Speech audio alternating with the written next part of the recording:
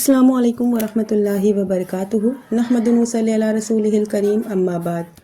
کعبے کی طرف رخ کرنے کا بیان آج میں آپ کے ساتھ اپنی ویڈیو میں شیئر کروں گی۔ رسول اللہ صلی اللہ علیہ وسلم جب نماز کے لیے کھڑے ہوتے تو فرض اور نفل دونوں نمازوں میں کعبے کی طرف رخ کرتے، اور اس کا حکم دیتے ہوئے مسیح الصلاۃ سے کہا کہ جب نماز کے لیے اٹھو تو اچھی طرح وضو کرو، پھر قبلہ کی طرف رخ کر کے اللہ اکبر کہو۔ اور سفر میں رسول اللہ صلی اللہ علیہ وسلم نوافل اور وتر اپنی سواری پر پڑھتے، چاہے اس کا رخ پورب ہو پشچم ہو، جس طرف بھی ہو۔ اور اسی سلسلے میں اللہ تعالیٰ کا قول نازل ہوا، سورہ بقرہ کی آیت ہے فَأَيْنَمَا تُوَلُّوا فَثَمَّ وَجْهُ اللَّهِ، جدھر بھی تم پھرو گے اللہ کا رخ وہیں ہے۔ اور بسا اوقات جب آپ اپنی اونٹنی پر نفل پڑھنے کا ارادہ کرتے تو اسے قبلہ رخ کر کے اللہ اکبر کہتے، پھر جس سمت بھی سواری انہیں لے جاتی نماز پڑھتے رہتے۔ سواری پر سر کے اشارے سے رکوع اور سجود کرتے تھے، اور سجدے میں سر کو رکوع سے زیادہ جھکاتے تھے، اور جب فرض پڑھنے کا ارادہ کرتے تو سواری سے اترتے اور قبلہ کی طرف رخ کرتے۔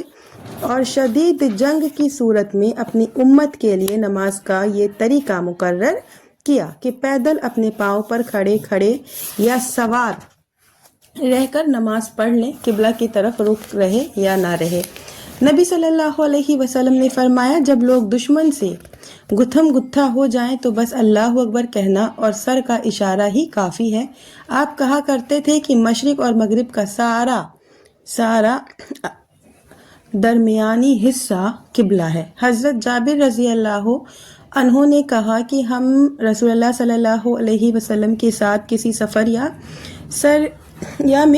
سریا میں تھے کہ بدلیوں نے ہمیں آ لیا، نتیجن ہم نے قبلہ معلوم کرنے کی بڑی کوشش کی، پر قبلہ کا اختلاف ہم میں باقی رہا، اس لیے ہر شخص نے الگ الگ نماز پڑھی، اور ہم میں سے ایک شخص نے اپنے سامنے لکیر کھینچ لی تاکہ ہمیں اپنی جگہوں کا پتہ رہے۔ پس جب صبح کو ہم نے وہ لکیریں دیکھیں تو معلوم ہوا کہ ہماری نمازیں غیر قبلہ کی طرف ہوئی ہیں۔ نبی صلی اللہ علیہ وسلم نے اس قصے کا انہوں نے اس قصے کا ذکر کیا تو انہیں آپ نے نماز لوٹانے کا حکم نہ دیا اور فرمایا تمہاری نمازیں ہو گئیں۔ رسول اللہ صلی اللہ علیہ وسلم بیت المقدس کی سمت اس طرح نماز پڑھتے تھے کہ کعبہ آپ کے سامنے ہوتا جب تک یہ آیت نہیں اتری تھی۔ تو آیت ہے قَدْ نَرَى تَقَلُّبَ وَجْهِكَ فِي السَّمَاءِ فَلَنُوَلِّيَنَّكَ قِبْلَةً تَرْضَاهَا فَوَلِّ وَجْهَكَ شَطْرَ الْمَسْجِدِ الْحَرَامِ۔ ترجمہ ہے، اے محمد، ہم آسمان کی طرف تمہارے چہرے کی الٹ پھیر کو دیکھ رہے ہیں، تو ہم تمہیں یقیناً اسی قبلہ کی طرف جسے تم پسند کرتے ہو پھیر دے رہے ہیں، پس تم اپنا چہرہ مسجد حرام کی طرف پھیر لو۔